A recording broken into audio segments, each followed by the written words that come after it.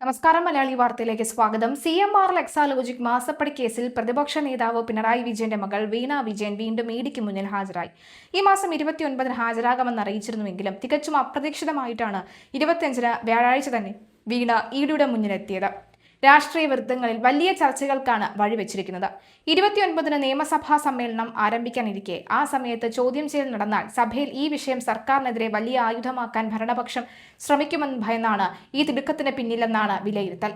ഇളം നീല ചുരിദാറും കറുത്ത മാസ്കും ധരിച്ച് തികഞ്ഞ ആത്മവിശ്വാസത്തോടെയാണ് വീണ വിജയൻ ചോദ്യം ചെയ്യലിനായി എത്തിയത്.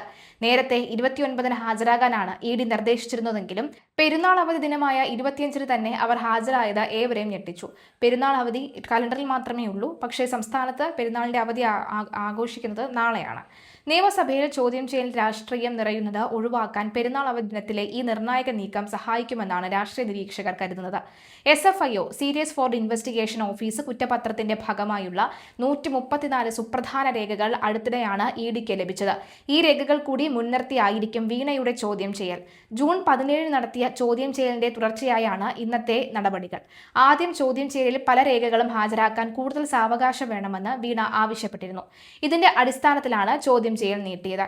നേരത്തെ ഹാജരായപ്പോൾ വീണ നൽകിയ അക്കൗണ്ട് വിശദാംശങ്ങളും കരാർ രേഖകളും ഇഡി സൂക്ഷ്മമായി തന്നെ പരിശോധിച്ചിരുന്നു.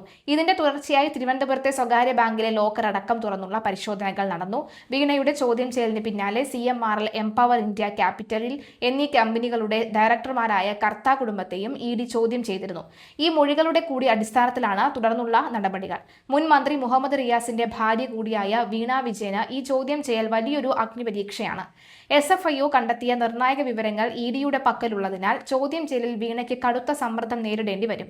രാഷ്ട്രീയമായി വലിയ വെല്ലുവിളി ഉയർത്തുന്ന ഒരു ഘട്ടമാണ് ഇത്. വീണയ്ക്ക് എന്തും സംഭവിക്കാമെന്ന ആശങ്ക പാർട്ടിക്കുള്ളിലും അണികൾക്കിടയിലും ശക്തമാണ്. കരിമണൽ കമ്പനി നടത്തിയ സാമ്പത്തിക ഇടപാടുകളുടെ സുപ്രധാന തെളിവുകൾ വെച്ചുള്ള ചോദ്യം ചെയ്യൽ വീണയ്ക്ക് അതീവ നിർണായകമാണ്. അറസ്റ്റ് അടക്കമുള്ള നടപടികളിലേക്ക് ഇഡി കടക്കുമോ എന്ന് വ്യക്തമല്ല. അന്വേഷണ പുരോഗതി ഇഡി ഡയറക്ടർ രാഹുൽ നവീൻ നേരിട്ട് വിലയിരുത്തുന്നതിനാൽ ഉന്നതതലത്തിൽ നിന്നുള്ള തീരുമാനങ്ങളും നിർണായകമാകും. 2024-ൽ ആരംഭിച്ച അന്വേഷണത്തിൽ ഇതുവരെ ആരുടെയും അറസ്റ്റ് ഇഡി രേഖപ്പെടുത്തിയിട്ടില്ല.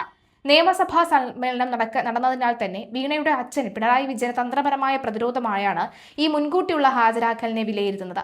രാഷ്ട്രീയ ആക്രമണങ്ങൾ സഭയിൽ നേരിടേണ്ടി വരുമെന്ന് തിരിച്ചറിഞ്ഞാൽ പെരുന്നാൾ അവധി ദിനത്തിൽ തന്നെ ഈ നിർണായക നീക്കം നടത്തിയത്.